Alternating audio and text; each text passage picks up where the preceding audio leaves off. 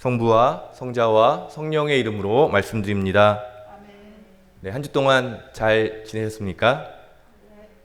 네.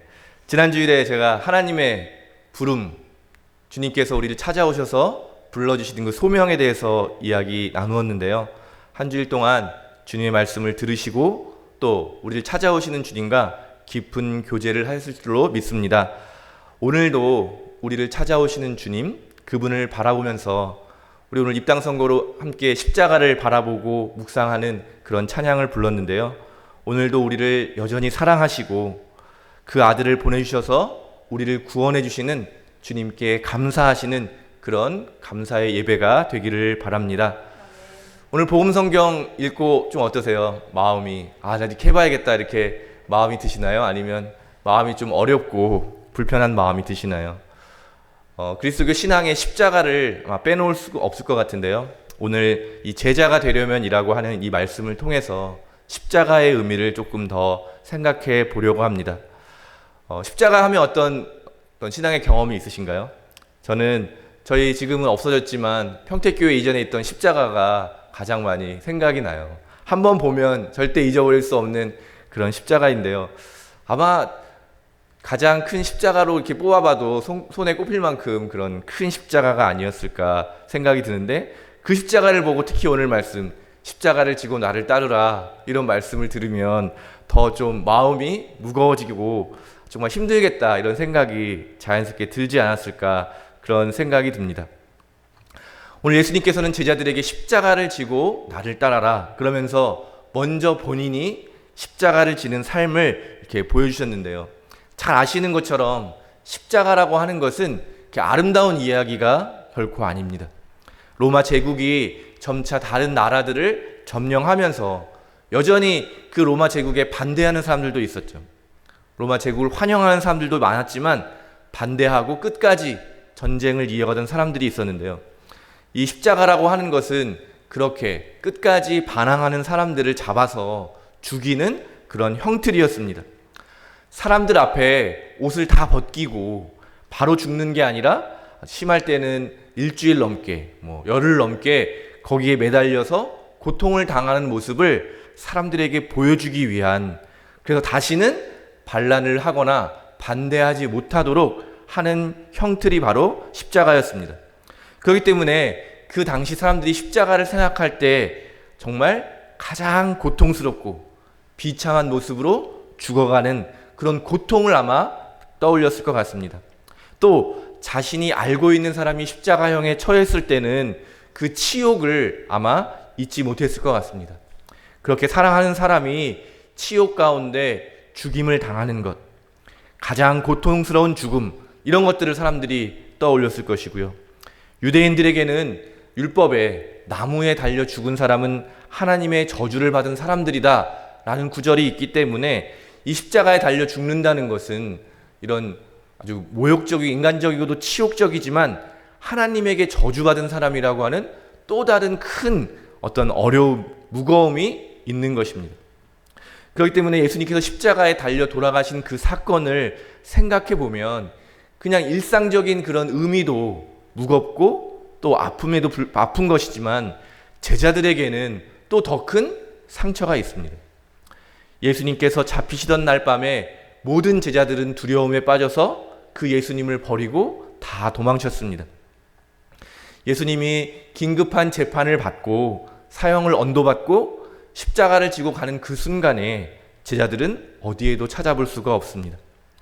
제자들이 나중에는 다시 다 돌아와서 다시 자기들의 사명을 잘 감당했지만 십자가에 달려 돌아가시는 예수님을 버리고 배반하고 자신들의 헛된 욕망, 예수님이 왕이 되시면 더 높은 자리를 차지하기 위해서 그렇게 예수님을 따랐던 자신들의 헛된 욕망과 교만을 십자가를 생각할 때 떠올릴 수밖에 없을 것이었습니다.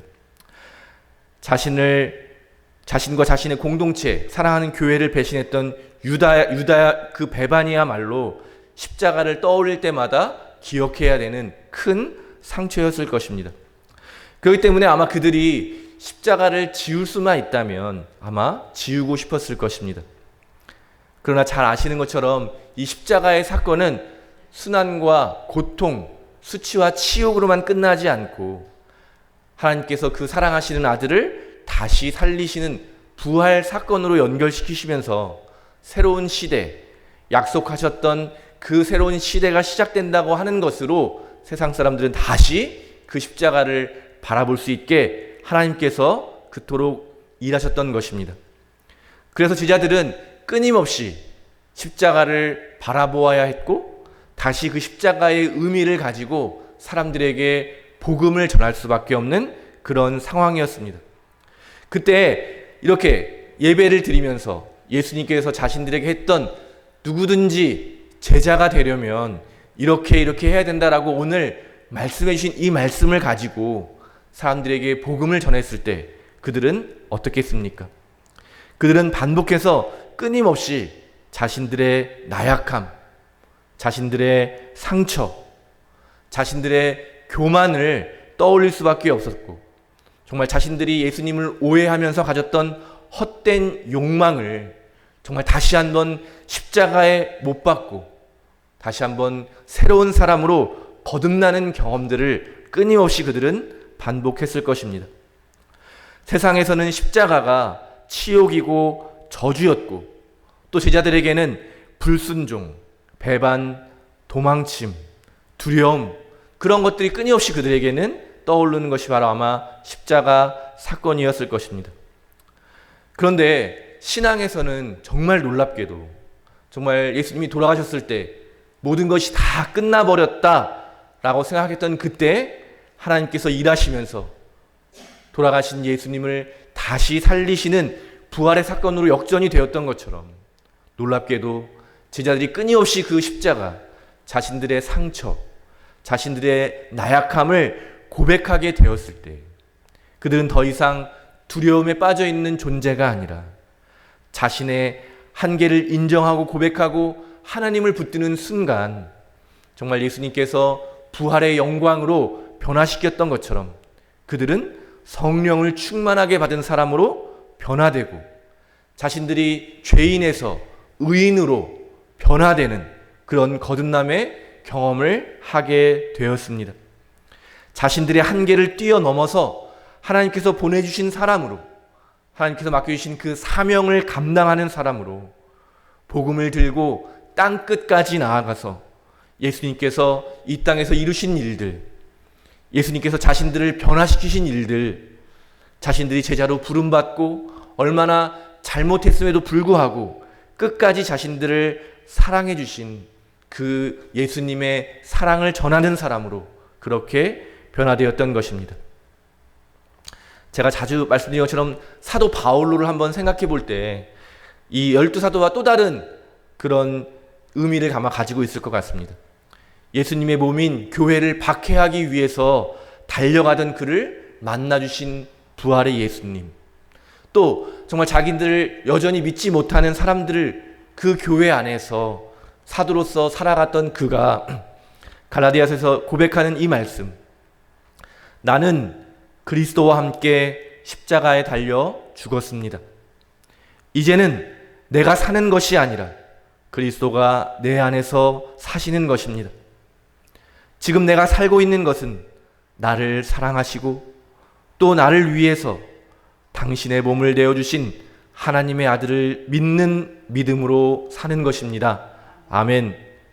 바로 사도 바울로에게는 이 십자가야말로 예수님의 죽음일 뿐만 아니라 바로 자기 자신의 죽음이었고 정말 의인으로 아무런 죄도 없이 죽으신 예수님의 죽음이 바로 자기의 죄로 인한 죽음이라는 것을 깊이 깨달았고 그래서 자신도 예수님과 함께 십자가에 못 박혀 죽게 되었을 때 예수님의 그 은총으로 죄인에서 의인으로 정말 예수님을 핍박하던 원수에서 예수님을 사랑하는 사람으로 변화되었다라고 하는 것을 늘 가슴에 품고 그렇게 살아갔던 것입니다.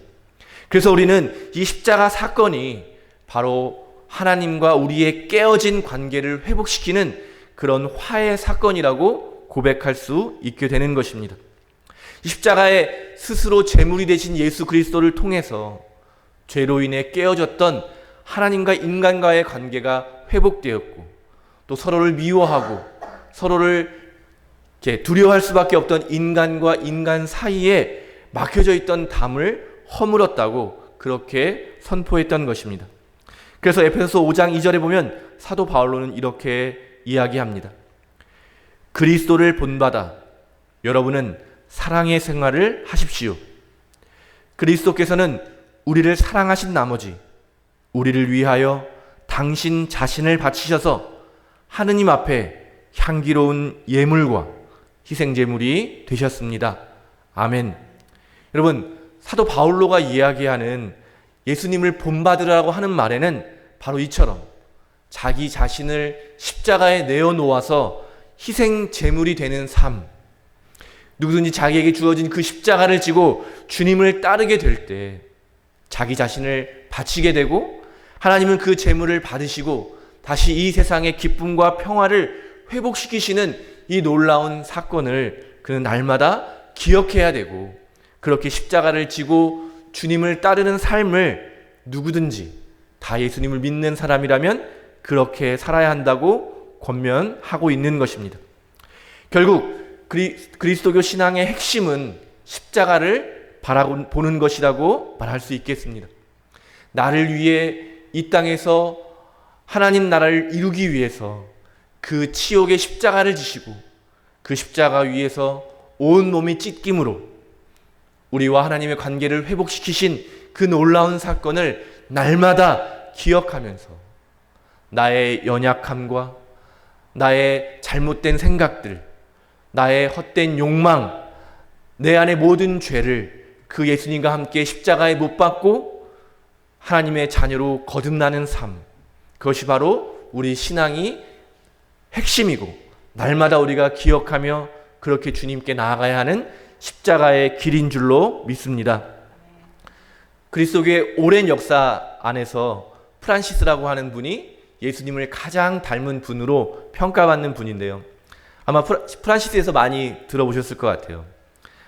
부유한 상인의 아들로 태어나서 세상의 성공을 꿈꾸며 그렇게 살아갔던 그가 정말 허름하고 정말 무너져가는 교회의 십자가 앞에서 주님의 음성을 듣습니다. 성 다미아노 성당이라고 하는 그곳의 십자가, 제가 보셨죠? 그 다미아노 십자가라는 것이 있는데 거기에 예수님의 일생이 이렇게 십자가에 이렇게 표현되어 있는 그 십자가 앞에서 무너지는 나의 성전을 다시 세우라고 하는 그 주님의 음성을 듣고, 세상의 성공을 쫓던 정말 유망한 청년은 자기가 가진 모든 것을 버리고 그 십자가의 길로 나아가게 됩니다. 자신이 받을 그 모든 재물들을 다 포기하고 정말 아무것도 가지지 않는 무소유의 정신을 가지고 새로운 공동체를 만들어가면서 정말 이렇게 물리적으로도 무너져가는 교회를 다시 세우는 일들을 하면서 그렇게 끊임없이 그는 십자가를 바라보고 묵상하는 삶을 살아가게 됩니다. 한번 관심 있는 분들은 나중에 이분의 전기를 꼭 한번 읽어보셨으면 좋겠는데요. 그렇게 쭉 예수님을 사랑하면서 그 처음 십자가 앞에서 만난 주님을 깊이 묵상하면서 늘 십자가를 지고 따르는 삶을 살아갔던 그는 죽기 직전에 정말 기적적으로 자신의 온 몸에 예수님이 받으셨던 5가지 상처, 오상이라고 하죠. 못 박힌 손과 발, 그리고 찔린 그 창의 상처가 실제로 그의 몸에 똑같이 그 상처가 나타나는 그런 기적이 그의 몸에 일어나게 되고 그는 곧 세상을 떠나게 됩니다. 이 놀라운 기적, 정말 예수님의 십자가를 끊임없이 묵상하고 그 십자가를 지는 삶을 살려고 그토록 노력했던 그가 결국 예수님과 같이 그렇게 십자가에 달려 돌아가신 주님처럼 그렇게 온 몸에 상처를 이렇게 드러내면서 세상을 향해서 하나님의 사랑과 복음을 전하라고 했던 프란시스의 삶을 오늘 다시 한번 기억하게 되기를 바랍니다. 제가 처음 설교 때 말씀드렸던 것처럼 우리의 힘과 노력으로 오늘 우리에게 주어진 예수님의 말씀을 지키려고 한다면 아마 몇 시간도 되지 못해서, 아무리 대단한 결심을 한 사람이라도 그 결심을 이루어가지 못할 것입니다. 그러나 반대로 많은 제자들이 그랬던 것처럼, 사도 바울로가 그랬던 것처럼 십자가를 바라보면서 자신의 나약함과 한계를 인정하고 예수님을 바라보고 그분께 모든 것을 맡겨드리고 그분의 음성에 귀를 기울이고 그분을 다시 한번 의지하게 될 때 우리는 불가능해 보이는 이 신앙의 여정을 주님과 동행하면서 걸어갈 수 있게 될 것입니다. 노라 갤러거라고 하는 신앙인이 이렇게 우리가 드리고 있는 예배를 표현했는데요. 한번 잘 들어보시기 바랍니다. 우리가 아무것도 하지 않는다면, 우리 손에 아무것도 없다면 해야 할 일 가운데 3분의 2는 마친 셈이다. 이것으로 우리가 모든 해답을 다 알지 못함을, 모든 능력을 다 갖추고 있지 않음을 정직하게 인정하는 셈이다. 속담처럼 우리 손을 떠난 이름을 받아들이는 것이다. 신앙은 무언가를 잡았다가 다시 놓는 것을 반복하는 놀이이다. 제대 앞에 서서 빵과 포도주를 받는 것은 놓아주는 것에 해당한다. 우리가 날마다 이렇게 예수님을 기억하고 예배를 드리면서 주님의 빵과 포도주, 주님의 몸과 피를 받아들이는 행위는 무엇인가를 더 소유하고 더 큰 것을 성취하는 것이 아니라 다시 한번 내 안에 있는 헛된 욕망과 죄악을 내려놓으면서 내 손을 오히려 비워냄으로 인해서 다시 한번 주님께서 내 빈손에 하나님의 능력과 은총을 채워주시는 것을 경험하고 그것을 가지고 세상에 나아가서 하나님께서 맡겨주신 일들을 잘 감당하며 성령께서 맺어주시는 그 축복의 열매를 맺어가겠다라고 하는 그런 다짐이고 그런 실천이고 또 그렇게 우리가 날마다 하는 고백인 것입니다. 오늘 다시 한번 주님을 사랑하는 마음으로 이 자리에 오신 교우 여러분, 십자가를 바라보시고 우리를 위해 드러난 하나님의 그 사랑을 깊이 경험하시고 오늘 우리가 우리의 가진 헛된 것들을 비워냄으로써 주님의 은총으로 다시 한번 충만하게 채워주시는 그런 은혜의 시간 되시기를 바랍니다. 주님께서 저와 여러분을 위해 마련하신 이 잔치에서 충분히 마시고 충분히 먹고 충분히 즐기면서 다시 한번 온전히 회복된 모습으로 다시 우리에게 맡겨주신 그 삶의 자리로 나아가실 수 있게 되기를 간절히 바랍니다. 성부와 성자와 성령의 이름으로 말씀드렸습니다.